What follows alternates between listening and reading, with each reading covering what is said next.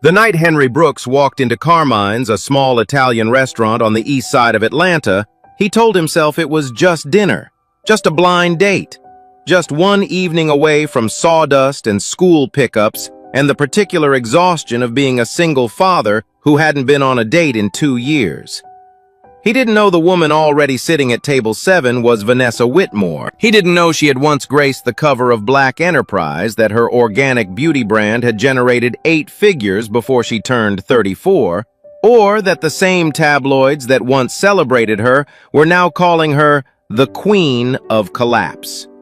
He didn't know that the man who set up this date, his old friend Brandon Hale, had done it as a joke. A cruel, calculated joke aimed at 2 people Brandon believed had humiliated him. What Henry did know the moment he saw Vanessa sitting perfectly still with her hands folded on the table like a woman bracing for impact was that she was expecting to be looked down on. So he straightened his jacket, pulled out the chair across from her, sat down and said, "It's a genuine honor to meet you." Nobody expected what happened next. If you've ever rooted for someone the world had already written off, stick around. This story is for you. And if you haven't already, consider subscribing. We tell stories like this one every week. Henry Brooks was not the kind of man who showed up in other people's stories. He was the kind of man who showed up, period. At 6 in the morning when Maya needed her hair done before school. At 8 on a Saturday when a client needed a custom bookshelf finished by Monday. At every parent-teacher conference, every school play, every dentist appointment that his ex-wife had once promised to handle and no longer did. He was 36 years old, broad-shouldered, with hands that were always slightly rough from the workshop, no matter how much lotion he used. He ran a small woodworking and repair shop called Brooks & Company out of a converted garage space in East Atlanta. It wasn't glamorous. Some months it barely covered the bills. But it was his, built from nothing, sustained by skill, and decorated with a crayon drawing Maya had made of the 2 of them standing in front of the shop, which Henry had framed and hung next to the cash register. His marriage to Maya's mother Denise had ended 3 years ago. Not with drama, not with betrayal, just with 2 people who had grown into strangers under the same roof and finally had the courage to admit it. Denise had moved to Charlotte for work. Maya stayed with Henry. That was the arrangement, and for the most part it worked. What didn't work was Henry's social life, which had quietly collapsed into a rotation of work, school runs, and Friday night movies on the couch with his daughter. When Brandon Hale called him the previous week and said he had someone Henry should meet, Henry had almost said no. He and Brandon went back 15 years to a time before the shop, before Maya, before Henry had learned to be careful about the kind of men he called friends. 2 years ago, Brandon had approached him about partnering on a property flip that Henry quickly recognized as something he wanted no part of. The numbers didn't add up, honestly, and Henry had said so plainly and walked away. Brandon had laughed it off, but something in the way he laughed had told Henry the friendship had shifted. Still, when Brandon described the woman as interesting, smart, someone who's been through it, Henry had agreed to one dinner. He was 36 and tired of eating alone after Maya went to bed. Vanessa Whitmore arrived at Carmine's 17 minutes early. She did this not out of eagerness, but out of habit, a holdover from years of running a company where being late meant losing the room. Whitmore Glow had been her life's work, an organic beauty brand she had built from a kitchen formula and a $40,000 loan from her grandmother into a company with national retail placement and a loyal following of over 2 million customers. At 32, she had been on panels in magazines, in boardrooms where she was often the only black woman, and still managed to be the most prepared person present. Then Adrian Cole had taken all of it. Adrian had been her fiancé, her CFO, and as it turned out, the architect of her destruction. He had spent 18 months quietly falsifying financial reports, siphoning company funds into accounts she didn't know existed, and constructing a paper trail that pointed directly at her.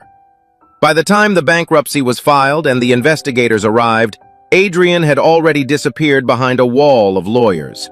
The press didn't wait for the full story. They ran with the headline, "CEO ran her own company into the ground." Vanessa had lost the company, then the condo, then the accounts. Then, in the quiet way that hurt the most, She lost the version of herself that had believed the world was basically fair. Now she lived in a one-bedroom apartment in Decatur, consulting part-time for a non-profit she actually believed in, and trying to remember what it felt like to trust her own judgment. She had kept very little from her old life. One exception was a small wooden keepsake box she had taken from her office on the last day, a sturdy, unremarkable thing she had bought at a craft fair years ago. In the weeks after the collapse, when she was too numb to organize anything properly, she had used it to hold the documents she couldn't bring herself to look at but couldn't throw away. Printed emails, transaction records, shipping codes from the company's final quarter. Evidence she suspected told a different story than the one Adrian had written. She had never opened the box again after that. She had placed it on her kitchen counter and told herself she would deal with it when she was ready, and readiness had not yet arrived. When Brandon had called her about this dinner, his tone had been just pleasant enough to be suspicious. He described Henry as a good guy, simple, not the type to judge. The word simple had landed wrong. So had the pause after it. The kind of pause that meant someone was enjoying themselves a little too much. Vanessa had almost hung up, but she was tired of shrinking, tired of staying home, and tired of letting the fear of being judged keep her from living. She wore a navy dress, no jewelry. She sat with her hands folded and her back straight, and her expression carefully neutral, because she had learned that neutral was the only face that couldn't be used against you. Henry walked in at 7 o'clock exactly. He spotted her immediately. She was the only person sitting alone, and she had the stillness of someone who had been waiting longer than the clock showed. He crossed the room, pulled out the chair across from her, and sat down. He had prepared a normal opening line, something easy, something that wouldn't make him sound like a man who had spent 20 minutes in the parking lot coaching himself. What came out instead was, "It's a genuine honor to meet you." Vanessa blinked. It was the last thing she had expected anyone to say to her in a very long time. Before she could respond, Henry reached for the cloth napkin on the table, misjudged the distance entirely, and knocked it straight into his water glass. He looked at the glass. He looked at her. He said with complete seriousness, "I usually open with charm. Tonight, the napkin decided to go first." Vanessa Whitmore, who had not really laughed in 4 months, laughed. The laughter faded the way good things often do too quickly, and replaced by something more complicated. Their phones buzzed at almost the same moment. Henry glanced down at his screen. The message was from Brandon. "So how's it going? She ordered the cheapest thing on the menu yet. Heard broke CEOs develop real good taste for tap water." Henry's jaw tightened. He set the phone face down on the table slowly, the way a man does when he's deciding not to react before he fully understands what he's reacting to. Across from him, Vanessa had gone still again, that careful, practiced stillness he'd noticed when he walked in. She was reading something on her own phone, and whatever it was had drained what little warmth the last 60 seconds had built. She placed her phone down without a word. Her expression had returned to neutral. "Brandon," Henry said. It wasn't a question. "He asked me if you'd spent the whole drive over Googling what to say to someone like me." She paused. He put "someone like me" in quotes. Henry was quiet for a moment. He thought about Brandon's laugh 2 years ago after Henry had walked away from that property deal. He thought about the way Brandon had approached Vanessa, a woman already down, and tried to buy her company's remains at a discount.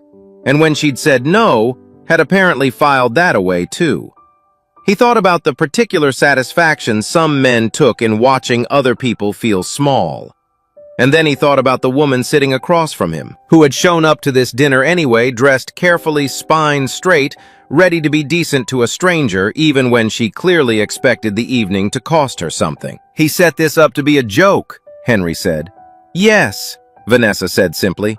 "I think he set it up so we'd both feel bad about ourselves and he'd feel better about whatever it is that's bothering him." She picked up her water glass. "I was planning to leave after I finished this." Henry nodded slowly. Then he picked up his menu. "Here's the thing," he said without looking up. "Brandon is at home right now, probably already laughing. And if we both walk out of here in the next 5 minutes, he'll be laughing harder." He set the menu down.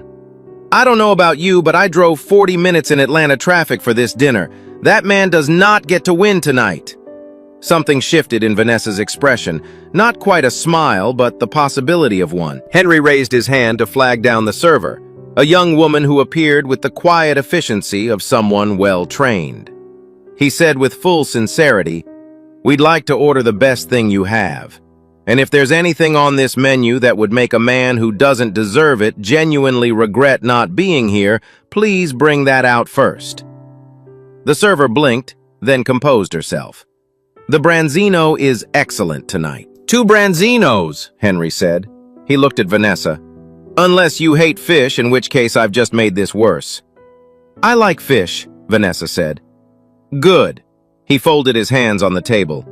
"Then we're staying." She studied him for a moment, this man with sawdust probably still under his fingernails, who had walked in and called it an honor to meet her when the rest of the world had spent months treating her name like a cautionary tale. He wasn't performing confidence. He wasn't trying to impress her. He was simply refusing to let someone else's cruelty define the next 2 hours. Vanessa reached for her menu. "I want to be clear," she said, "that I'm not staying because of Brandon." "Understood," Henry said. "I'm staying because the branzino actually does sound good." "That's a completely acceptable reason," Henry said. She almost smiled again. This time it reached her eyes. The branzino arrived with roasted tomatoes and a side of something Henry couldn't pronounce, which became apparent when the server asked if they'd also like the panzanella. And Henry said with complete confidence, "Yes, the panzanella," landing on each syllable like he was reading off a blueprint measurement. Vanessa pressed her lips together. "Go ahead," Henry said. "I didn't say anything." "You were thinking it loudly." She set down her fork. "If the woodworking ever stops working out, you should not pivot to Italian cuisine. Not even the words." "I'm holding my dignity together with the last strand of pasta on this plate," Henry said. She laughed clean and unguarded, the kind that surprised her on the way out. It had been a long time since she'd laughed at something without first checking whether it was appropriate to do so. The dinner settled into something easier after that. Not comfortable exactly, they were still 2 strangers who had been maneuvered into the same room by someone with bad intentions, but honest. The kind of conversation that happens when 2 people silently agree to stop performing and just talk. Vanessa told him about her years running Whitmore Glow. Not the press release version, but the real one. The 70-hour weeks. The investors who needed constant reassurance. The exhaustion of being a black woman in a room full of people who were waiting to see if she'd make a mistake. She told him about the day she hired Adrian Cole, how impressive his credentials had looked on paper. How long it had taken her to understand that competence and integrity were not the same thing. She didn't tell him everything. She told him enough. That Adrian had betrayed her in a way that went beyond the financial. That she had lost not just the company, but the ability to trust her own read of a person. That some mornings she woke up and the first thing she felt was not sadness, but a kind of blank disorientation. Like a woman who had memorized a map that no longer matched the roads. Henry listened the way men rarely did without preparing his response while she was still talking. When she finished, he didn't say he was sorry. He said, "That's a particular kind of damage. When someone uses your trust as the weapon." Vanessa looked at him. "Yes," she said quietly. "That's exactly what it is." He refilled her water glass without being asked. Then he told her about Maya. He told it the way proud fathers do, which is to say without any attempt at modesty. Maya was 8 years old and had opinions about everything, about which cereal was objectively superior, about the structural flaws in certain animated films, about her father's cooking, which she had once described without cruelty, but with complete accuracy as having the flavor of someone who is sad but trying. "She said that about your cooking," Vanessa said. "She said it about a bowl of pasta I made on a Tuesday. She was 6. Henry shook his head. "I've been slightly afraid of her ever since." Vanessa smiled. "She sounds extraordinary." "She is," Henry said without qualification. "She's the reason I get up when I don't feel like it, which is more often than I'd like to admit." He told her about the divorce, not with bitterness, but with the matter-of-fact honesty of someone who had processed it fully and come out the other side. He and Denise had simply grown into different people who wanted different lives. The hardest part wasn't the end of the marriage. The hardest part was the way people looked at him afterward, as though a single black father with a modest income and a kid to raise was some kind of diminished thing. As though he had become less eligible, less interesting, less worth taking seriously as a man. People see what they expect to see, Vanessa said. And then they act on the expectation, Henry said, instead of the person. She looked at him across the table, really looked the way she hadn't allowed herself to do since sitting down. He was not what she had expected. She had expected someone eager to prove himself, or worse, someone who pitied her. Instead, she had found a man who was entirely at ease with what he was. A craftsman, a father, a person who had been underestimated and had quietly decided not to let it change him. "Can I ask you something?" she said. "Sure. When you sat down tonight before you knew any of this, why did you say that it was an honor?" Henry was quiet for a moment. "Because you showed up," he said. "You didn't know who I was. You didn't know if tonight was going to be worth anything. But you got dressed and you drove here and you sat down. After everything you've been through." He shrugged just slightly. That seemed worth acknowledging. Vanessa said nothing for a moment. Outside, Atlanta moved through its ordinary Thursday night. Inside Carmine's, something small and careful and unplanned had begun. Neither of them said so, but they both stayed until the restaurant started stacking chairs. 3 days after dinner, Vanessa drove to Brooks & Company because she had left her cardigan in Henry's car, and he had texted to say he'd be at the shop all Saturday if she wanted to swing by.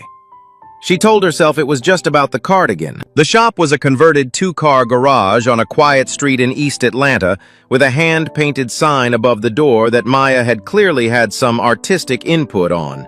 The ampersand was slightly lopsided and colored in bright orange, which matched nothing else but somehow made the whole thing more appealing. Inside, it smelled like cedar and linseed oil and something faintly sweet that Vanessa eventually identified as the remnants of a candle Maya had apparently insisted on burning while doing homework at the corner table. Henry was at his workbench when she arrived, sanding the side panel of what looked like a small cabinet. He had sawdust on his forearm and a measuring tape clipped to his belt loop, and the focused expression of a person doing exactly what they were meant to do. He looked up when she came in. "Cardigan's on the hook by the door." "I see it." She didn't immediately move toward it. She moved instead toward the center of the room, where a collection of small wooden boxes were lined up on a folding table. They were simple hinged lids, clean joinery, smooth finish, but each one had a subtle variation. Different wood grains, slightly different proportions. One with a small inlaid stripe of contrasting walnut.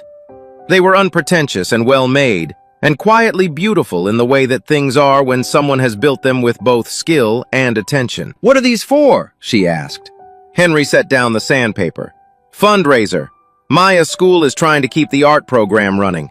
Her teacher asked parents to donate things for the auction." He picked up one of the boxes. "I figured I'd make a set. 20 boxes, sell them for $25 each. It's not much, but it's what I've got." Vanessa turned one of the boxes over in her hands. The base was clean, the hinge was flush, the finish was even. "How are you planning to sell them?" "Table at the school auction. Maybe post a photo online." She set the box down and looked at him. "Can I make a suggestion?" He leaned against the workbench. "Go ahead." What followed was 45 minutes that Henry had not planned for. Vanessa pulled out her phone, rearranged the boxes near the shop's single north-facing window where the light was flat and even, and took a series of photographs that made the objects look like something you'd find in a boutique rather than a school fundraiser. She talked through packaging a simple craft paper wrap, a small tag with the wood type and the story behind the fundraiser. She talked about naming, which she said was not a small thing because names told people how to feel before they'd touch the product. "Call them the Second Chance Collection," she said. Henry raised an eyebrow. "That's a lot of meaning for a box." "That's why it works," she said. "People don't just buy objects, they buy the story the object lets them tell about themselves." She looked at the row of boxes. Someone buys a second chance box, they're not just buying a nice piece of wood. They're buying the idea that starting over is something worth honoring. Henry was quiet for a moment. You're good at this. I used to be good at this, she corrected. No, he said. You still are. She looked at him. He wasn't being kind, he was being accurate. She could tell the difference. She posted 3 of the photographs that afternoon with a short caption he helped her draft. By Sunday evening, the full set of 20 boxes had sold out. By Monday morning, Henry had 11 additional inquiries, and Maya had declared Vanessa the wizard who turned wood boxes into art class money, which Henry privately thought was one of the more accurate descriptions of brand strategy he had ever heard. In the days that followed, they met twice more. Once when Henry needed help drafting a product description for his shop's online page, and once when Vanessa stopped by with coffee and stayed 3 hours talking about nothing in particular. It was the kind of accumulation that happens quietly, without announcement, until one day you look up and realize the other person has become part of your week. For Vanessa, something had shifted that she hadn't expected. She had spent months feeling like a liability, but watching the orders come in, watching Henry's careful work find the audience it deserved, she felt something she hadn't felt in a long time. Not relief, not validation, just the clean, solid sensation of having been useful in a way that was true to who she actually was. She was still thinking about it on Monday evening when her phone buzzed with an unknown number. She almost didn't answer. She answered. The voice on the other end was Adrian Coles. He didn't bother with a greeting. He said, "I've been watching you, Vanessa. The little woodworking project. The photos. You're trying to rebuild, which is cute." A pause. "I need you to understand something. If you keep making noise, if you keep showing up in public, especially next to people who might help you look credible, I will release documents that will make what happened before look minor. You will never work in this industry again. You will never work in any industry again. Do you understand me?" Vanessa stood in the middle of her kitchen for a long moment after he hung up. She looked at the wooden box with the walnut inlay sitting on her counter, the one Henry had set aside for her, the one she had been using to store the documents she still hadn't found the courage to face. The USB drive was still inside it, exactly where she had placed it on the worst week of her life, when she had shoved everything into that box and closed the lid and told herself she would deal with it when she was ready. She had not been ready. She was still not ready, but she picked up her phone and called Henry. She didn't tell him about Adrian, not yet. She just said she'd had a long day and asked if Maya liked fish tacos because she was thinking of bringing dinner. Henry said Maya had strong opinions about fish tacos, but was broadly in favor of them. Vanessa said she'd be there in 40 minutes. She wasn't ready to fight yet, but she was no longer willing to disappear. The photograph appeared in Vanessa's messages on a Wednesday morning, sent by a number she didn't recognize. It was a shot taken from across the street, Henry and Vanessa walking out of a hardware store days earlier, paper bags in hand, laughing at something neither of them could now remember. It looked to anyone who didn't know the context like exactly what it was, two people who were comfortable with each other. The caption on the gossip blog that ran it the following morning was not charitable. Bankrupt beauty queen finds new sponsor. Whitmore spotted cozying up to handyman Bo. The article was short and mean, and written in the tone of someone who believed public failure was a spectator sport. By Thursday, 2 of Henry's regular clients had quietly canceled upcoming orders. One sent a text that said only, "Keeping things simple for now." The other didn't explain at all. Henry didn't tell Vanessa immediately.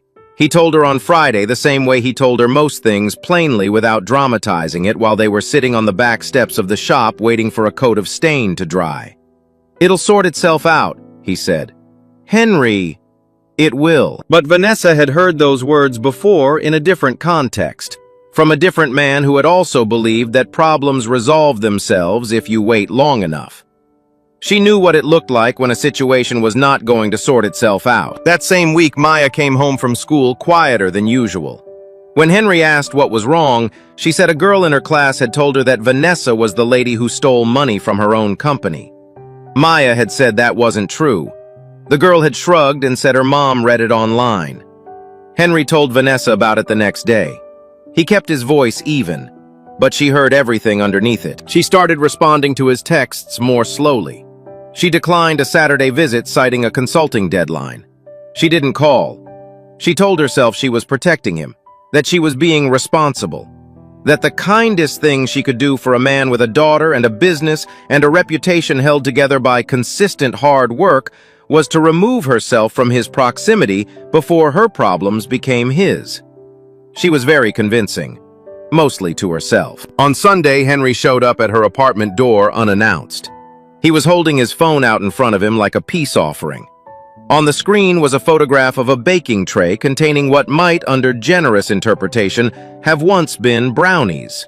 They were the color of charcoal. The edges had merged into a single blackened mass. In the corner of the photo, in Maya's handwriting on a sticky note placed deliberately in frame, were the words, "Dad said these are brownies. I think these are evidence." Vanessa stared at the photo for a long moment. Then she laughed, and it hurt a little the way laughing does when you've been holding something tight in your chest and the laugh loosens it unexpectedly. Henry put his phone away. "She made me promise to document the whole thing, for what she called future legal purposes. She's 8. She's thorough." Vanessa stepped back from the door. He came in. They sat at her kitchen table with 2 cups of coffee, and she finally told him about Adrian's phone call. All of it. The threat, the documents, the warning to disappear. Henry listened without interrupting. When she finished, he said, "So what do you want to do?" She looked at him. "I need more time, not to think about us, to figure out how to face him before I can face anything else." Henry nodded. He didn't push. He didn't offer reassurances she hadn't asked for. He just said, "Okay, I'm not going anywhere, but I need you to know that whatever reckoning you're working toward, you don't have to do it alone." She didn't answer, but she refilled his coffee. That was enough for now. The video went live on a Tuesday night. Vanessa saw it first on her phone, then on her laptop, then in a text from her former lawyer that said only, "Call me, tonight." It was 4 minutes and 22 seconds of selectively edited footage clips from investor meetings, fragments of internal presentations, a phone call recording cut so precisely that her own voice, stripped of its original context, seemed to be confirming things she had never said. Adrian had spent time on this. He had spent money on it. The production quality alone told her he had been preparing it for months, waiting for exactly the right moment to use it. By Wednesday morning, it had been shared 11,000 times. By Wednesday afternoon, the non-profit she consulted for called to say they were pausing the engagement while things settled. The woman who delivered the news was apologetic and clearly uncomfortable. Vanessa thanked her, hung up, and sat very still for a long time. Henry lost the Callaway contract that same day, a commercial furniture order that would have covered 3 months of shop overhead. The client's assistant sent an email citing scheduling conflicts, which was polite language for something else entirely. The bank called the following morning to inform him that the small business loan he had applied for, intended to repair the shop's aging ventilation system before summer, had been declined pending a review of associated risk factors. Henry hadn't told Vanessa about the loan application. It wasn't the kind of thing he talked about. But Brandon had known they had spoken briefly at a neighborhood event 3 months earlier, back when the friendship still had the appearance of normalcy, and Henry had mentioned it in passing. Brandon had apparently filed it away. He had been quietly feeding details to Adrian's people, names, connections, the loan application, in exchange for money that later showed up in his account. When the gossip blog article ran and the contracts started falling, it hadn't been random. It had been coordinated. Maya came home on Thursday and asked her father very carefully the way children ask questions when they already sense the answer might be hard. "Dad, is Vanessa a bad person?" Henry crouched down so he was at her eye level. "No," he said. "She's a good person who some bad people are lying about." Maya considered this. "How do you know?" "Because I've seen how she treats people when nobody's watching," he said. "That's how you know." Maya seemed to accept this, but she was quieter than usual at dinner, and she didn't ask when Vanessa was coming over again. Vanessa arrived at Brooks & Company on Friday night at 9:15 in the rain. Henry heard the knock and opened the door to find her standing on the step with her coat soaked through and her expression composed in that careful, neutral way that meant she was holding something very heavy and had decided not to put it down in front of anyone. She was carrying the second chance box, the one with the walnut inlay, the one he had made for her. She held it out. "Vanessa, please." Her voice was steady. "I need you to take it back." He didn't take it. "Come inside."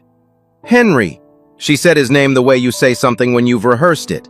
"You have a daughter. You have a business. You have a life that was working before I walked into it, and right now that life is absorbing damage that belongs to me." She exhaled slowly. "I'm not going to keep standing here while everything you've built takes hits because of who I am." "Who you are," Henry said, "is not the problem. Who I'm associated with is." She set the box down on the step between them. "I'm sorry, I mean that." She turned and walked back toward her car before he could find the words. He stood in the doorway and watched the rain close around her, the box sitting on the step getting wet, and felt the helplessness of a man who knows that following someone is not always the same as helping them. He picked up the box. It was heavier than he remembered. Henry set the box on his workbench and didn't open it that night. He told himself it was because he was tired, because it was late and the rain was still going, and Maya had a spelling test in the morning, and there were approximately 12 more practical things that deserved his attention before he sat down and felt things about a woman who had just walked away from him in the rain. He opened it the next morning at 6:15 before Maya woke up. The cardigan Vanessa had originally come to retrieve was still folded neatly inside. She had placed it back at some point, which struck him as a very Vanessa thing to do, returning something carefully even while her life was coming apart.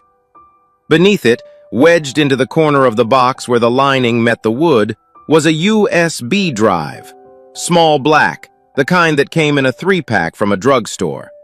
It had a small piece of masking tape on the side with handwriting he recognized as hers, Q4/AC. Henry held it for a long moment.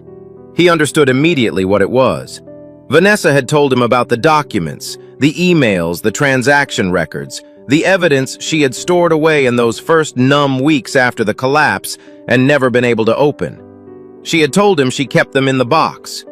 What she hadn't realized in the distress of Friday night was that when she handed the box back to Henry, she had handed back everything inside it. He did not plug the drive in. He called her at 7:03.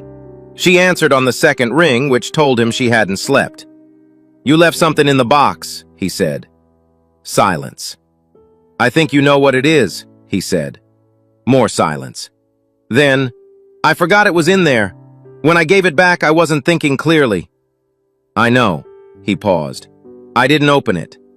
She exhaled a long, slow breath that carried about 4 months of exhaustion inside it. "Henry, I don't know if I can." "I'm not asking you to do anything tonight," he said. "I'm just telling you it exists, and that it's here, and that whenever you're ready, it'll still be here." She arrived at the shop at 9:30. She plugged the drive into her laptop at the workbench, while Henry stood nearby and did not pretend to be doing something else. The files loaded slowly.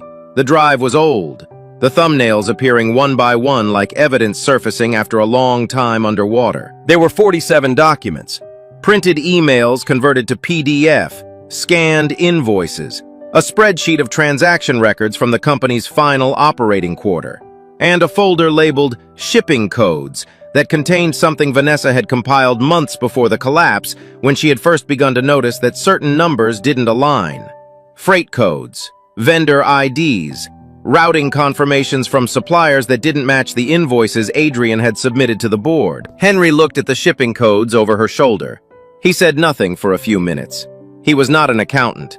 He was a man who had spent 15 years tracking material orders, supplier costs, and delivery confirmations for a small business.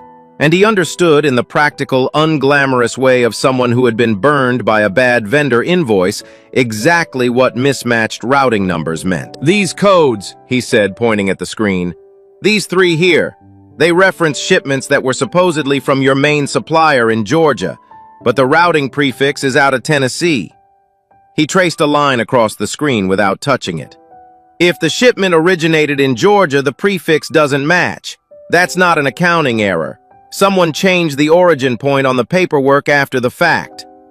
Vanessa stared at the screen. Adrian filed these with the board as proof that the supplier payments were legitimate, she said slowly. But if the routing codes don't match the origin, then the supplier payments weren't going to the supplier, Henry said. She sat back. The shop was very quiet. Outside, a car passed on the street. Somewhere in the back, the ventilation unit made its low hum. "This is the last piece," Vanessa said. Not to Henry, to herself. Henry pulled a stool over and sat down beside her. Not across from her, not behind her. Beside her. "I'm not going to stand in front of you on this," he said. "It's your company, your name, your fight." He looked at her. "But if you want someone next to you while you figure out the next step, I'm here. That's not going to change because of a video or a canceled contract or a rainy Friday night." Vanessa looked at him for a long moment. She had been looked at a great deal in the past year. By journalists, by investors, by former colleagues who needed to decide which side of her story to believe. She had become practiced at being observed and had learned to give people very little to work with. Henry was not observing her. He was simply present in the uncomplicated way of someone who had already made his decision and saw no reason to announce it repeatedly. "I need a lawyer," she said. "I know one," Henry said. "Her name is Patricia Graves. She's good. She owes me a bookshelf." Vanessa almost smiled. "Your legal referral network runs on furniture." "Barter economy," Henry said. "Very sustainable." She turned back to the screen. "Okay," she said quietly. "Let's start from the beginning." The press conference was Vanessa's idea. Not a formal one, no podium, no prepared statement read from a lectern. Instead, she sat down for a live-streamed interview with a journalist named Carol Reeves, who had covered the original Whitmore Glow collapse and had been, in Vanessa's assessment, the only reporter who had asked the right questions and then been given the wrong answers. Carol had agreed immediately. They broadcast from a small studio space on a Thursday evening 3 weeks after Vanessa had sat at Henry's workbench and opened the USB drive for the first time. Beside her on the desk were printed copies of 47 documents. Patricia Graves had spent those 3 weeks verifying every file, cross-referencing the shipping codes against federal freight databases, and constructing a timeline that was, in Patricia's measured legal language, unambiguous. Vanessa walked through it methodically. The falsified invoices, the rerouted supplier payments, the transaction records showing money leaving Whitmore Glow accounts and arriving through 2 intermediary shell companies into accounts that traced back to Adrian Cole. She explained the video he had released, how it had been assembled, which recordings had been cut, what the original conversations had actually contained. She read 2 of the emails aloud. She did not cry. She did not raise her voice. She simply presented the evidence the way she had once presented quarterly reports to her board, clearly, completely, and without leaving room for reasonable doubt. Adrian's legal team issued a statement 40 minutes into the broadcast, calling the documents fabricated. By the end of the evening, 3 forensic accountants contacted Carol Reeves independently to say the shipping code discrepancy alone was sufficient to trigger a formal federal investigation. By the following morning, 2 of the shell companies had been flagged. By Friday, Adrian Cole had retained a criminal defense attorney. Brandon Hale was mentioned twice during the broadcast. Once when Vanessa described the original blind date as a coordinated attempt to humiliate 2 people Adrian had identified as potential threats to his narrative. And once when Carol produced a series of text messages showing money transferred from an account connected to Adrian's associates into Brandon's personal account in the weeks before the gossip blog article ran. Brandon did not watch the broadcast live.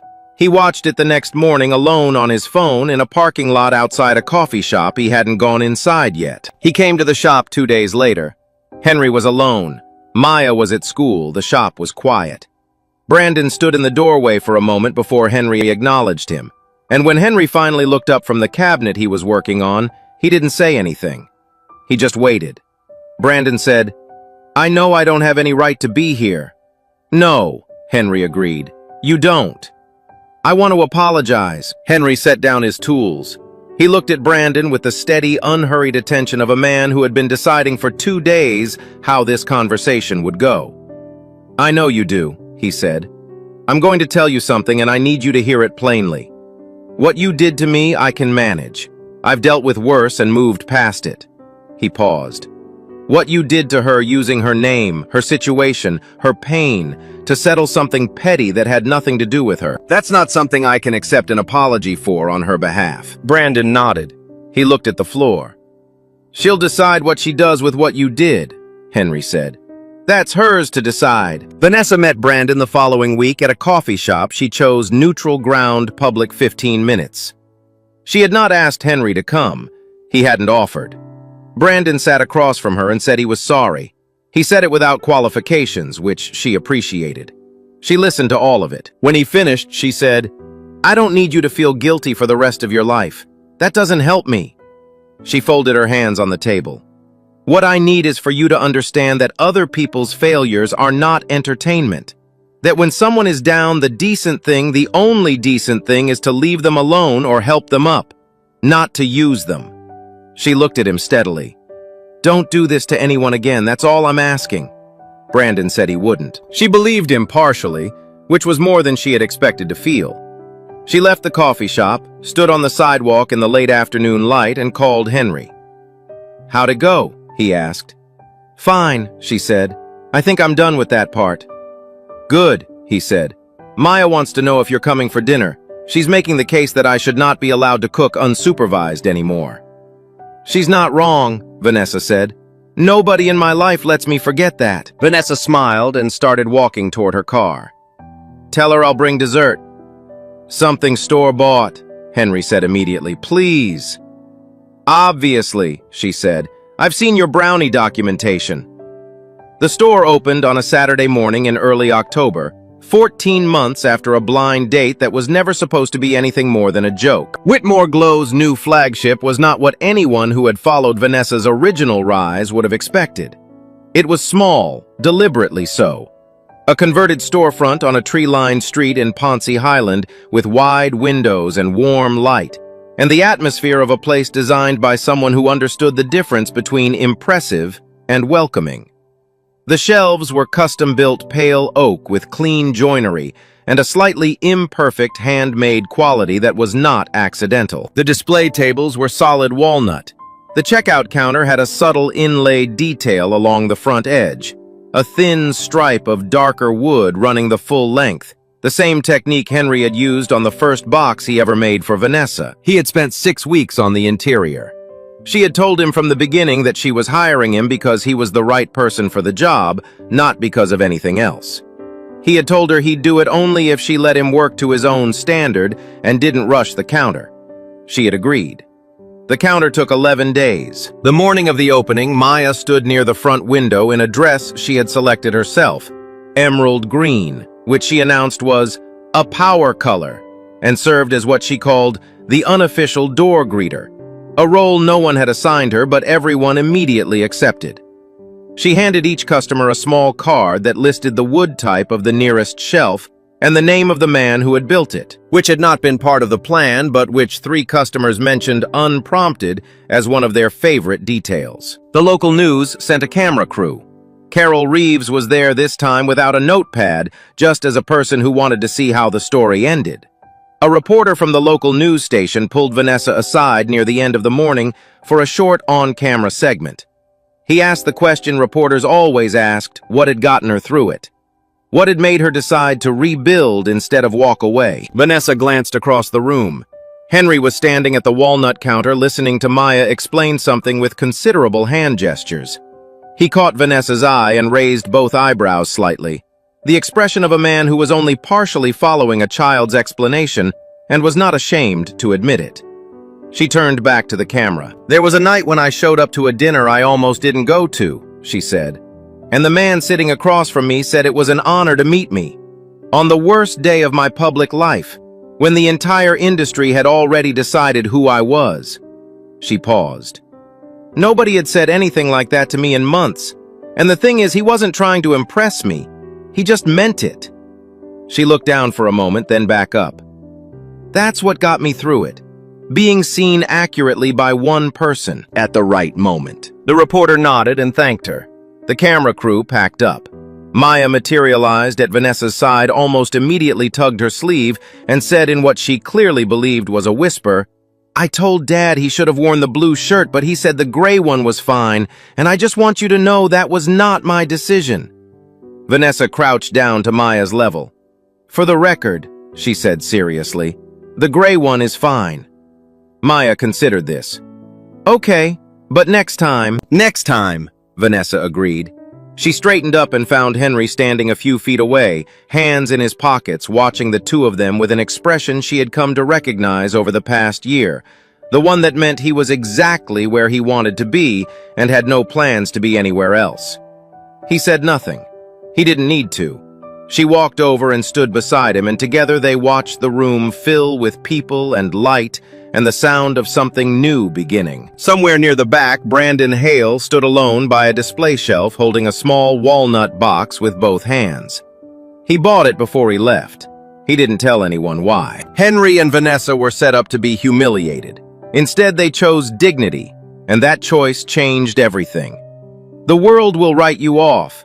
People will use your lowest moment as entertainment. But your value doesn't disappear just because someone decided to make a joke out of your pain. Sometimes all it takes is one person who sees you clearly and the courage to let them. If this story stayed with you, share it with someone who needs to hear it today. And if you haven't already, subscribe, because every week we bring you stories about real strength, quiet dignity, and the kind of love that shows up when you least expect it. We'll see you in the next one.